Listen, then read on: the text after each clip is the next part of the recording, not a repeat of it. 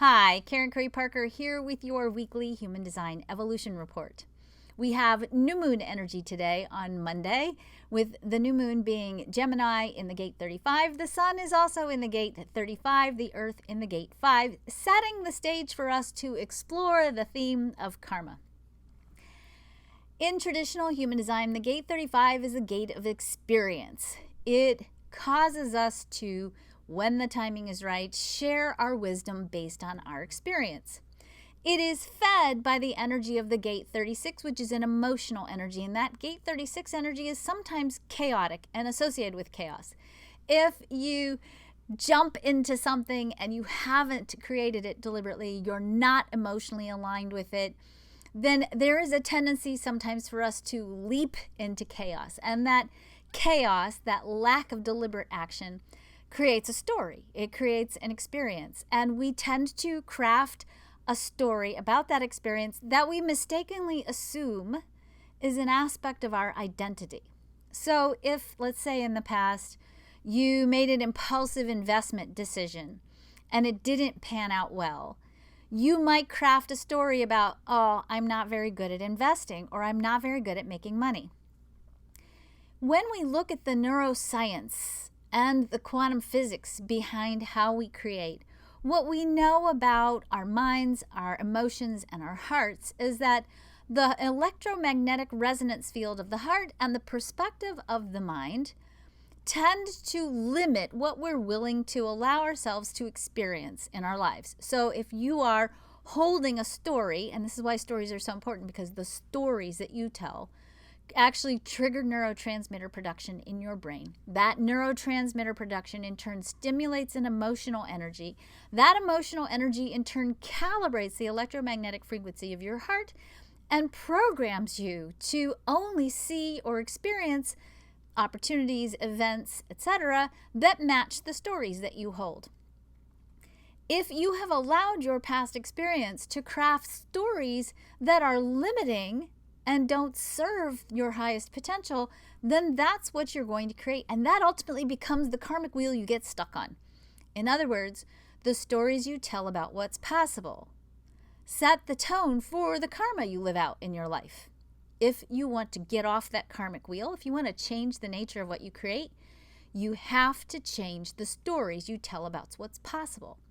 That same energy of potential chaos is also where miracles live in the chart. A miracle is anything that defies a fixed and predictable pattern. Anything that defies logic and reasoning is considered to be miraculous. And yet we are hardwired to experience the exception. Anytime we have an experience that's exceptional, or we encounter the story of a miracle, somebody who defied the odds, right? Those stories stretch the boundary of what we think is possible. We know, for example, that there is the possibility of spontaneous remission from terminal diseases because we have stories, anecdotes, that show that that's a possibility. It might not be an anecdote that's repeatable in a statistically relevant way, but if you're experiencing cancer or you're experiencing a terminal disease, the idea that there is a possibility that you could beat it no matter what the odds say is enough energy to begin to program you to have and create for yourself potentially a different experience than what is predicted. Logic has its place. Logic gives us boundaries and limits and possibilities. And, the truth is you want logic. People who have tested drugs, for example, you want that kind of logic to play a role in your life. You want to know that if I take this medicine, there is a 98% chance based on experimentation and duplicated results that it's going to have this potential effect, right? That's the way we want to use logic. But we don't want to use patterns and logics to limit the potential of what the story is that we can be living in our lives.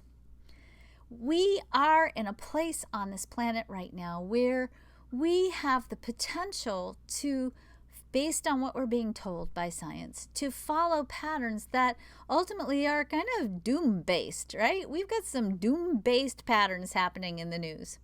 And I'm not saying that there isn't some validity to the pattern. If we look at the pattern and we looked at the models, and if we know that, oh, we're definitely going to live out the pattern, no ifs, no doubts, we're living the pattern, then the end conclusion of the pattern is logical and reasonable. But there are things that have happened in the story of being human that have defied logic and reason. And the nature of what we define as logical and reasonable is malleable.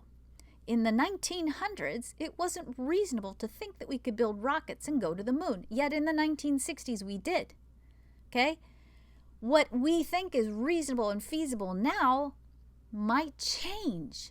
And this place where we start to make the change to break the pattern, to break what's reasonable, to change the nature of the story of what we think is possible, is this whole energy that we're living in this week, this place where we begin to use our language to craft for ourselves a story of what else might be possible. And I will tell you that if you have the ability to imagine what else might be possible for your life, even if you don't know how, the fact that your physical brain can translate that potential from the quantum field into a thought form, which is the beginning of a manifested expression on the third dimensional plane, says that that possibility already exists somewhere in the cosmos. And that you can, in fact, manifest that possibility, but you can't if you're not telling the right story. If you're limiting what you think is possible and you're using language that limits that possibility. We are in a time on this planet and even in our own personal lives where we are being called forth to craft something new, to begin, I think, a manifested revolution of creativity. We can't live that revolution if we're holding ourselves back from allowing ourselves to dream that it's possible. In a creative revolution, on the cusp of this creative revolution that we are entering into, we have the ability, by virtue of uncoupling ourselves from the karmic wheel of the stories we tell about who we are and what's possible, we have the possibility to craft for ourselves a whole new way of being in this world. It starts first with ourselves and asking ourselves, what stories are we telling? And where might we be letting ourselves limit ourselves and our potential because the stories we're telling aren't big enough or are rooted in past experiences that might not necessarily be true. The experience itself is true, but if you focus on that experience and you keep creating it, then you start to create a reasonable pattern. What if you could break out of the reasonable pattern of the limitations of your story right now, today, by beginning the process of crafting a brand new story? This isn't a complicated process. This is literally a creating writing assignment, okay? I want you to get back into that place where you connect with the 4-year-old you that is writing your note to Santa on Christmas Eve, and you're not recognizing the limitations of what your parents can go get for you, all right? Think about it. If you've ever had a kid at Christmas Eve, 4 years old, I want you to get back in touch with that 4-year-old self, because that 4-year-old self doesn't know the limitations, right? If the 4-year-old self says at 10 o'clock at night on Christmas Eve, hey, I want a hamster, I forgot to add that to the list, they're not thinking that that's not a possibility. The place where we get bungled up is this. We get bungled up in timing. That kid might not get the hamster the next day. Odds are, right? But that kid, if that kid holds on to that vision, that intention, that desire, that hamster somewhere along the way is going to show up.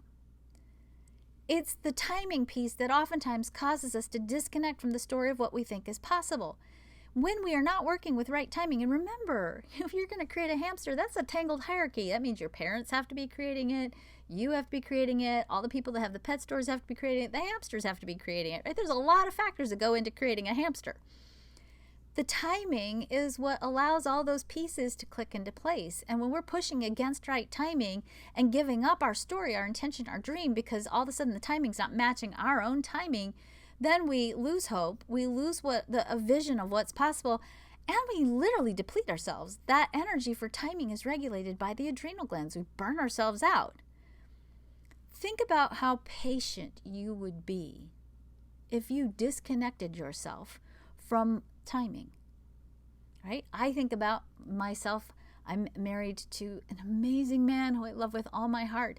I waited 50 years for that man. Do I spend my time now going, dang, that took long. Whoa, that was a terrible wait. I don't even think about the 50 years up until that point. I recognize now there was so much wisdom and brilliance in the universe to bring me to that point to be ready to marry this person. I don't think about how long it took. Once our things come to pass, we forget how long it took, right? Or we think about it maybe a little bit fondly, or we see the wisdom in the universe. Take timing out of the equation of your story and just be in the story. Be in the flow of that 4-year-old writing their Christmas list. And use the energy of this week to create different karma for yourself by redefining the story of what you think is possible. And I really want you to get like deep with this. Like, where are you really limiting yourself because you think the world works this way? When we can unleash ourselves from the limitations of the stories, we open ourselves up to creating in a much more expanded, a much more possibility-filled way, and it allows us to create beyond predictable patterns. I also want you to remind you of this. The earth is in the gate 5. This is the place where we get grounded. The gate 5 can be patterns and habits. We can get into the habit of telling stories that are limiting, or we can get into the habit of using the power of our imagination to go beyond what we think is possible. If we say that everything around us is a spiritual matrix and we're swimming in God, basically, we live in this matrix of God. Habits are the rituals that bind us to our possibility. The consistency of the rituals we enact on a daily basis create the platform for change. Use this week to build a habitual process, a habitual ritual of crafting an imaginative story that allows you to take leaps of faith beyond what you think is possible. That's the mission for this week. That's the mission the moon brings us this week. And the tone we set with this story will sustain us and create within us enough hunger and drive to sustain us very nicely, hopefully, over the course of the summer, where we get a little bit of push me, pull you energy with Mercury and a whole bunch of other things going on. Starting somewhere mid-June, things are going to get a little bit gooey again. So build your momentum to give you the energy to hold true to what you want to create in your life. Build the momentum this week with the stories you tell. That's it. Have a great week. Take good care of yourselves. I will talk to you all next week.